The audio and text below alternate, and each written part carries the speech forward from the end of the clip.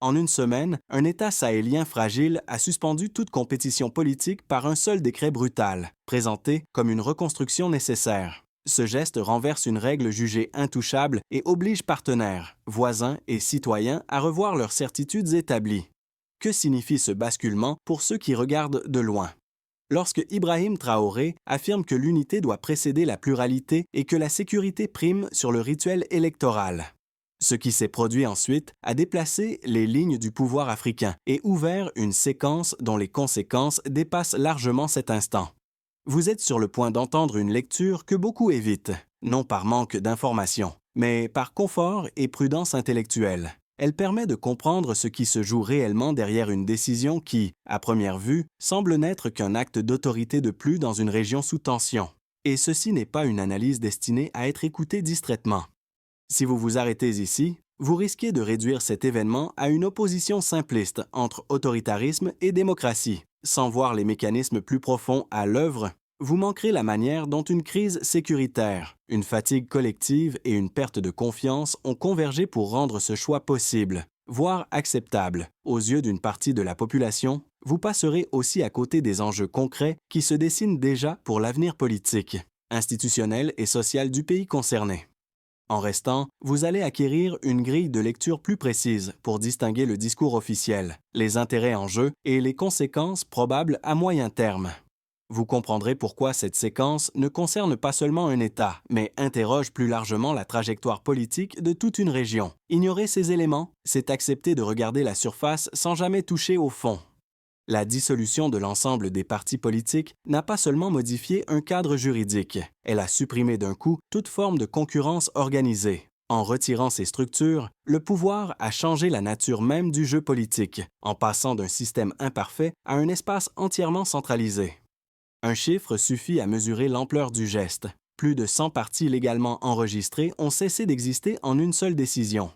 Ce nombre ne dit pas tout de leur efficacité réelle, mais il montre la brutalité du basculement et la vitesse à laquelle un paysage politique entier a été effacé. Bon, pour comprendre comment on en est arrivé là, il faut revenir au point de départ. Depuis plusieurs années, l'État faisait face à une dégradation continue de la sécurité, à une perte de contrôle territorial et à une défiance croissante envers les élites civiles.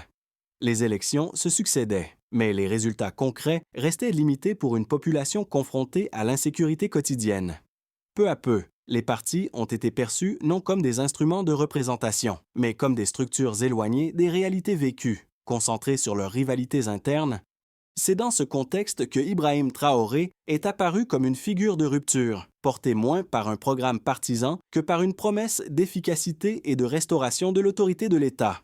La décision de dissoudre les partis s'inscrit ainsi dans une logique de recentralisation, présentée comme temporaire, mais aux contours encore flous. Elle vise à éliminer ce qui est décrit comme des sources de division, au profit d'une unité nationale jugée indispensable face à la crise.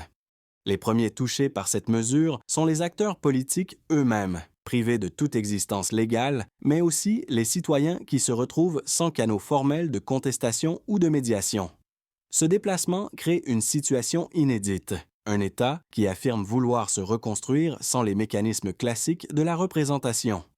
À ce stade, la question n'est plus de savoir si le système précédent fonctionnait mal, mais ce qui peut durablement le remplacer sans créer de nouveaux déséquilibres. Très tôt dans cette séquence, un repère s'est imposé pour interpréter ce qui se déroulait, non comme une succession d'actes isolés, mais comme une trajectoire cohérente. Ce repère n'est ni une institution internationale, ni une chancellerie étrangère, mais un acteur central du moment, observé autant pour ses choix que pour ce qu'il révèle du rapport au pouvoir. Pour de nombreux observateurs locaux, la figure d'Ibrahim Traoré fonctionne comme un guide de lecture plus que comme un simple décideur. Il ne s'est pas présenté comme l'héritier d'un parti, ni comme le produit d'un compromis électoral, mais comme l'expression d'une urgence nationale. Cette posture modifie profondément la manière dont ces décisions sont perçues, car elles sont évaluées à l'aune de l'efficacité immédiate plutôt que des procédures classiques. Les premiers effets ont été visibles rapidement. Dans les jours qui ont suivi, le discours officiel s'est recentré sur la sécurité, la cohésion et la discipline administrative. Des mesures de réorganisation ont été annoncées, et l'appareil d'État a donné l'image d'un recentrage vertical, plus lisible, mais aussi plus fermé. Pour certains responsables locaux, Cette clarification a été vécue comme un soulagement après des années de rivalité politique paralysante. Dans le même temps, d'autres signaux sont apparus. Des voix critiques, jusque-là structurées par des partis ou des coalitions, se sont retrouvées dispersées et sans cadre formel pour s'exprimer. Ce phénomène n'a pas créé de choc immédiat, mais il a installé une tension latente entre efficacité à court terme et capacité de correction à moyen terme. Ce double mouvement, renforcement de l'autorité d'un côté et affaiblissement des contrepoids de l'autre, marque une étape décisive. À partir de là, la question ne porte plus seulement sur une décision précise, mais sur la direction globale prise par l'État. Et à ce moment précis, le débat a changé de niveau. Tout a commencé par un point de rupture clair, identifiable, presque brutal, un décret, une annonce officielle, puis un silence court, lourd, immédiatement suivi de réactions en chaîne. En quelques heures, le cadre politique existant a cessé de fonctionner, comme si un interrupteur avait été abaissé sans avertissement. Au départ, l'effet a été contenu, les administrations ont continué à tourner, les services essentiels sont restés en place, et le discours public a insisté sur la continuité de l'État. Mais très vite, les premières secousses sont apparues. Les structures partisanes ont fermé leurs locaux, les responsables politiques ont disparu de l'espace médiatique, et les réseaux qui organisaient jusque-là la contestation se sont retrouvés désarticulés. Ce n'était pas encore le chaos, mais une mise à l'arrêt nette, presque clinique. La phase suivante a accéléré le rythme. Des réactions sont venues de plusieurs fronts à la fois. Soutien populaire dans certains centres urbains, inquiétude silencieuse dans d'autres régions, interrogation prudente de partenaires extérieurs. Chaque prise de position, chaque communiqué, ajoutait une couche de tension supplémentaire. Ce qui n'était qu'un acte interne a commencé à produire des ondes bien au-delà du pays. À ce stade, le mouvement est devenu irréversible. Les acteurs politiques traditionnels, privés de toute base légale, n'avaient plus de levier collectif pour répondre. Les débats se sont déplacés des arènes institutionnelles vers les conversations privées, les cercles informels, les discussions de rue. Le pouvoir, lui, avançait vite, conscient que le temps joue toujours en faveur de celui qui contrôle l'agenda. C'est dans cette phase que le rôle d'Ibrahim Traoré s'est consolidé, non pas par de nouveaux discours spectaculaires, mais par l'absence de recul. Aucune annonce de suspension temporaire, aucun calendrier précis de retour à la normale. Cette fermeté a renforcé, chez ses partisans, l'idée d'un cap assumé. Chez ses critiques, elle a fait naître la crainte d'un glissement progressif, difficile à enrayer une fois engagé. Puis sont venus les effets secondaires, plus lents mais plus profonds. Des alliances locales se sont dissoutes. Des figures intermédiaires ont perdu leur rôle de médiation. Des administrations régionales ont attendu des instructions claires, révélant une dépendance accrue au centre. Ce n'était plus seulement une crise politique, mais une recomposition silencieuse des équilibres internes. La phase de rémanence s'est installée ensuite, moins visible, mais plus lourde. Les habitudes ont commencé à changer. Les décisions ont suivi des circuits plus courts. Les désaccords se sont exprimés avec plus de retenue. Rien n'indiquait un effondrement, mais tout suggérait un durcissement progressif des marges de manœuvre. Ce qui avait été présenté comme une réponse exceptionnelle à une situation exceptionnelle s'inscrivait désormais dans la durée. À ce moment-là, une chose est devenue évidente. Même si le système précédent était défaillant, ce qui le remplaçait n'était plus une simple transition technique. C'était une nouvelle dynamique, encore incomplète, mais déjà structurante. Et lorsque les premières conséquences durables ont commencé à apparaître, la question n'était plus de savoir comment on en était arrivé là, mais ce que cette trajectoire produisait concrètement. Avant d'entrer dans les chiffres, un déplacement s'impose. Jusqu'ici, le débat a été dominé par des arguments politiques et symboliques. À ce stade, il devient nécessaire de passer d'une lecture qualitative à une évaluation plus mesurable, afin de comprendre l'ampleur réelle de ce qui est en train de se jouer. Un premier indicateur donne l'échelle du problème initial que le pouvoir affirme vouloir corriger. Avant la dissolution, le pays comptait plus de 100 partis politiques officiellement enregistrés. Ce chiffre révèle moins une vitalité démocratique qu'un éclatement extrême du paysage politique, rendant toute coordination durable presque impossible. Il traduit un système fragmenté, où la concurrence existait sans produire de gouvernance efficace ni de confiance collective. Le deuxième indicateur concerne le temps. Entre l'annonce officielle et l'entrée en vigueur effective de la mesure, moins d'une semaine s'est écoulée. Cette rapidité montre que la décision n'était pas improvisée, mais préparée en amont. et qu'elle visait à produire un choc immédiat plutôt qu'une transition progressive. En termes institutionnels, cela signifie que les mécanismes habituels d'adaptation, de négociation ou de contestation n'ont pas eu le temps d'opérer. Un troisième chiffre permet de mesurer l'arrière-plan sécuritaire qui sert de justification centrale.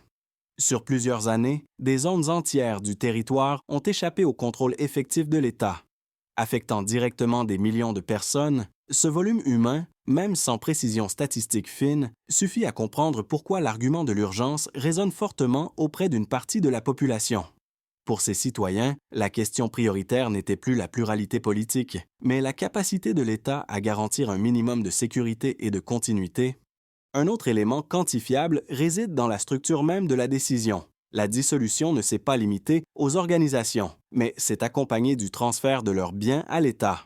Ce basculement patrimonial représente un changement concret de rapport de force, car il prive instantanément les anciens partis de ressources matérielles, logistiques et financières. En pratique, cela rend toute reconstitution rapide extrêmement difficile, même en cas d'assouplissement futur.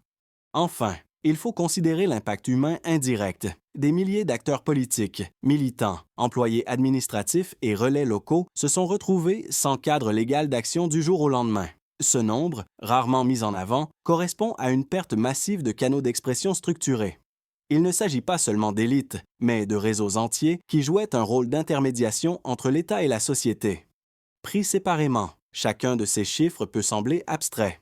Mis ensemble, ils dessinent une réalité lourde. Ils montrent que la décision ne corrige pas un détail du système, mais en modifie simultanément la taille, la vitesse, la profondeur et les effets humains. Le débat n'est donc plus seulement normatif, mais structurel. À partir de là, une interrogation s'impose. Ces transformations mesurables renforcent-elles durablement la capacité de l'État ou créent-elles un déséquilibre dont le coût apparaîtra plus tard? À ce stade, ignorer les arguments opposés affaiblirait la compréhension de la situation.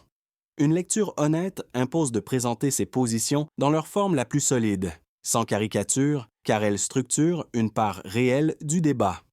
Le premier argument avancé par les critiques est institutionnel. Dissoudre tous les partis, même dans un contexte de crise, supprime d'un coup les mécanismes organisés de contrôle du pouvoir. Selon cette lecture, un système politique peut être inefficace sans être supprimé entièrement. Il peut être réformé, rationalisé ou encadré plus strictement. La disparition totale des partis ne corrige pas leurs défauts. Elle élimine surtout les contrepoids. Le risque, disent-ils, n'est pas immédiat mais progressif, une concentration de décisions sans canaux formels de correction.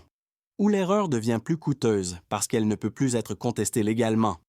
À cela s'ajoute un second argument, plus historique. De nombreux États ont justifié des mesures exceptionnelles par l'urgence sécuritaire ou l'unité nationale. Dans certains cas, ces choix ont stabilisé temporairement la situation.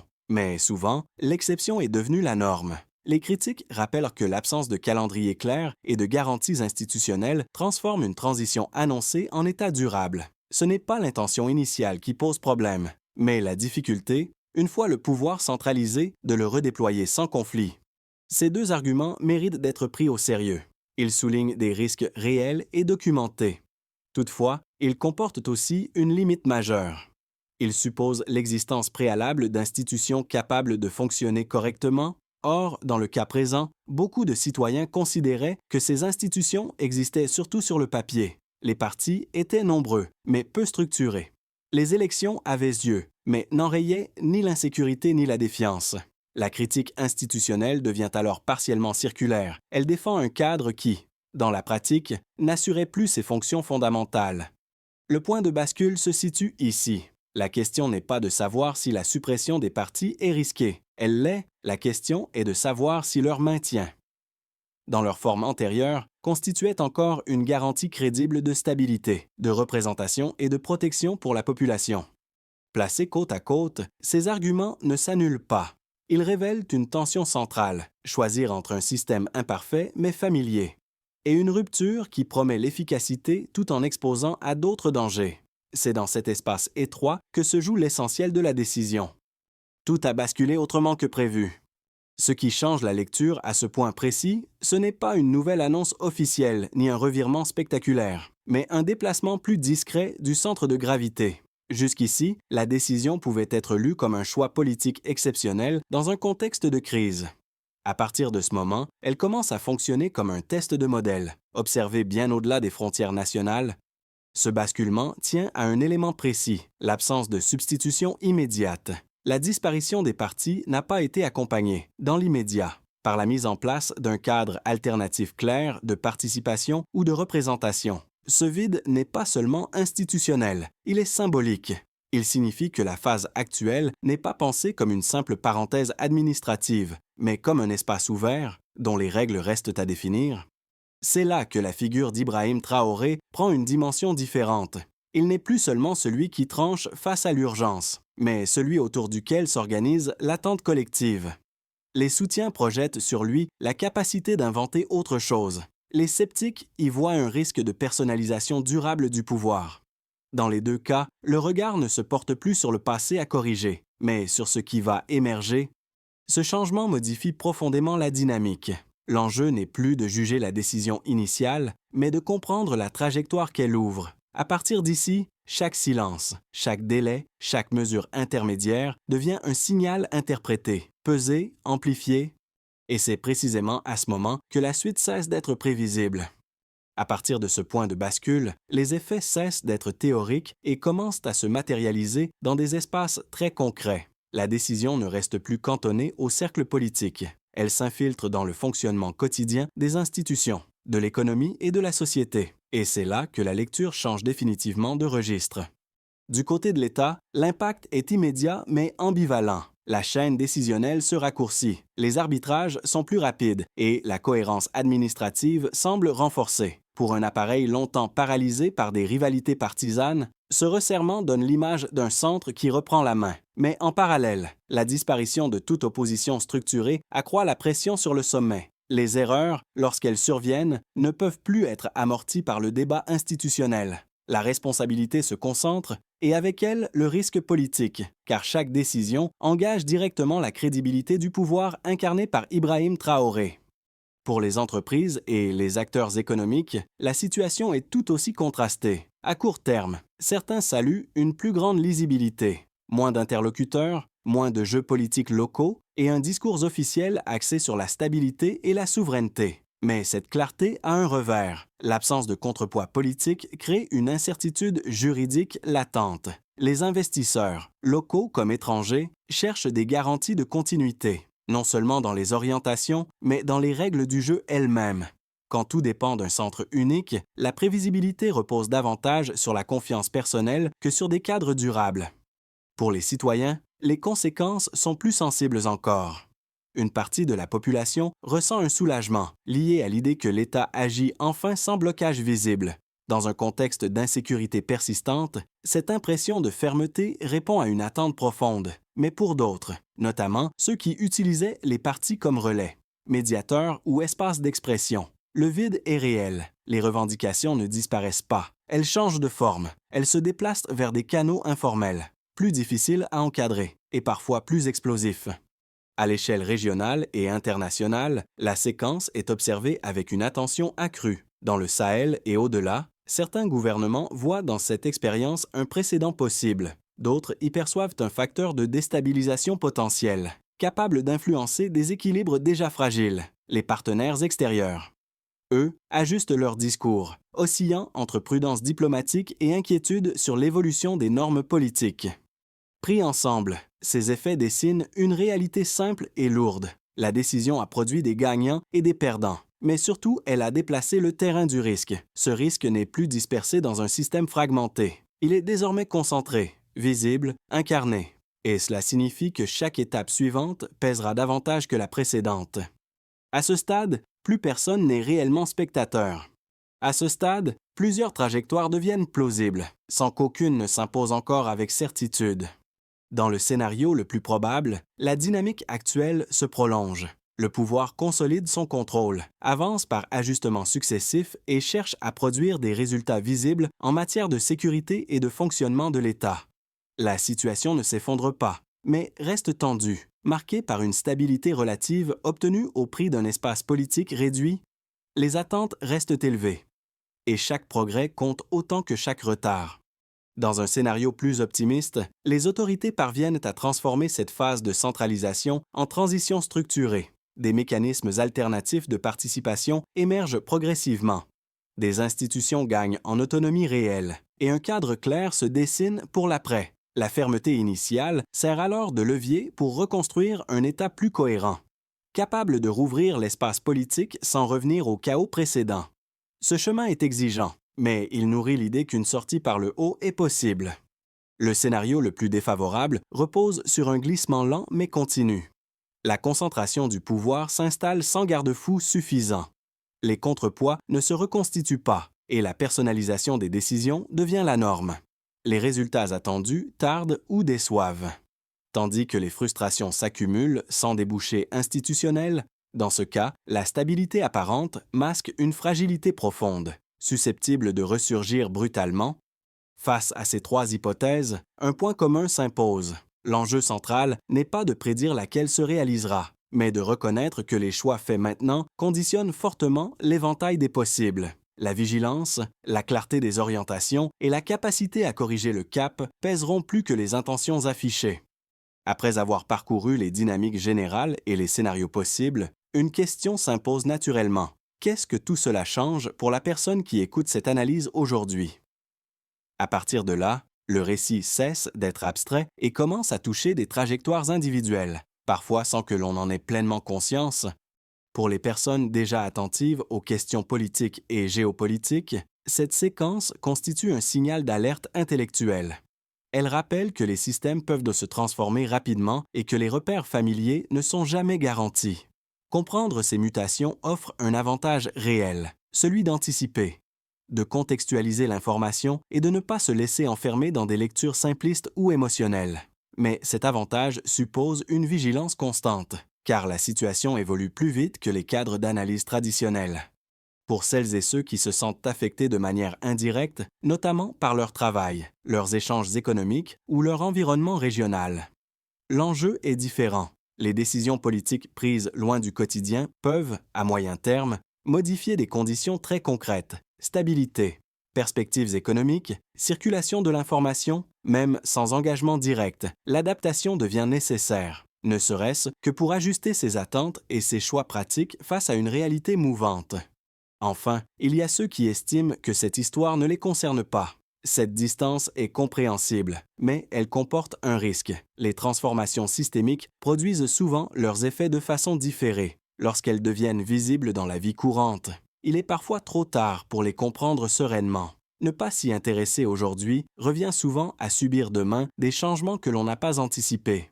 Au fond, quelle que soit la position de départ, une chose demeure: saisir le sens de cette séquence permet de rester acteur de sa propre lecture du monde, plutôt que simple spectateur des décisions des autres. À ce stade, il devient clair qu'aucune sortie de crise ne peut reposer uniquement sur des déclarations ou des intentions générales. Si cette séquence doit mener autre part qu'à une simple concentration durable du pouvoir, elle exige une trajectoire lisible, structurée et vérifiable. La question n'est donc plus seulement de savoir ce qui a été supprimé, mais ce qui doit être construit. La première responsabilité incombe au sommet de l'État. Il s'agit de définir un cadre de transition explicite, avec des étapes identifiables et un horizon temporel compréhensible.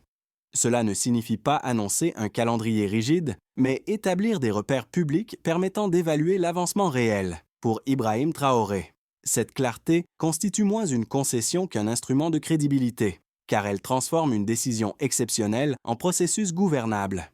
La deuxième étape concerne les institutions intermédiaires. En l'absence de partis politiques, d'autres structures doivent jouer un rôle de médiation et de contrôle.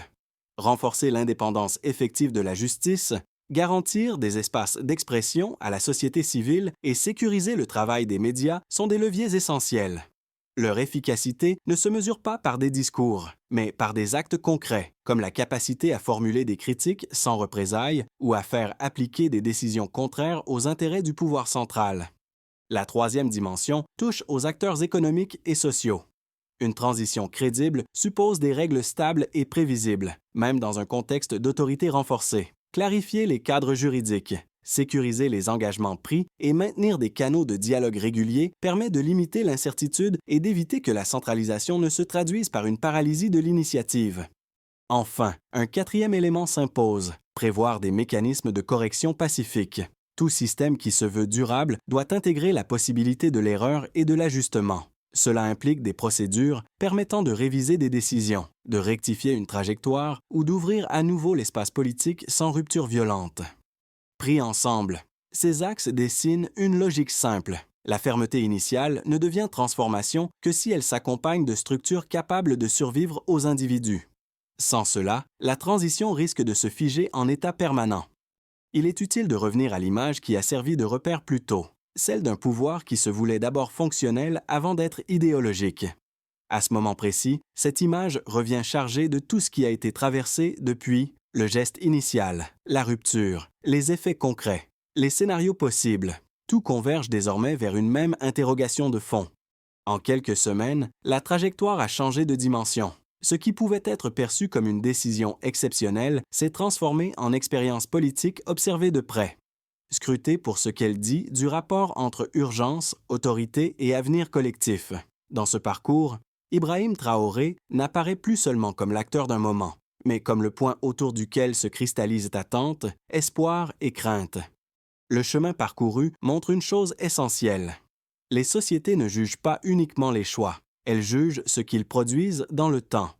La sécurité, la dignité, la capacité à se projeter comptent autant que les principes invoqués. Lorsque ces dimensions entrent en tension, les décisions cessent d'être abstraites et deviennent profondément humaines. C'est ici que la séquence prend un sens plus large. Elle ne parle pas seulement d'un pays ou d'un dirigeant, mais d'une question universelle. Comment transformer une rupture en fondation, sans perdre la capacité de corriger, d'écouter et de transmettre? La réponse n'est pas écrite. Elle dépendra de ce qui sera construit, accepté et transmis au-delà de l'instant. Et c'est là que tout se joue réellement. Après ce parcours, il reste surtout une impression de gravité partagée. Ce que vous venez d'entendre n'impose pas une conclusion unique, ni une position à adopter.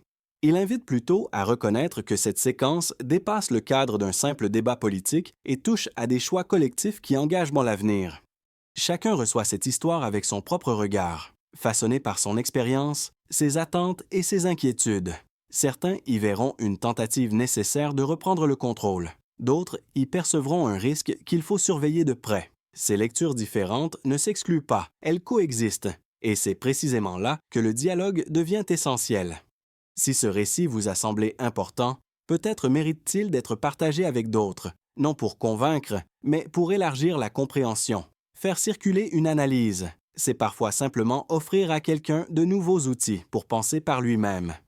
La question qui reste ouverte est volontairement simple, mais profonde. Selon vous, quel est l'élément le plus décisif pour que cette trajectoire mène à une transformation durable plutôt qu'à une impasse?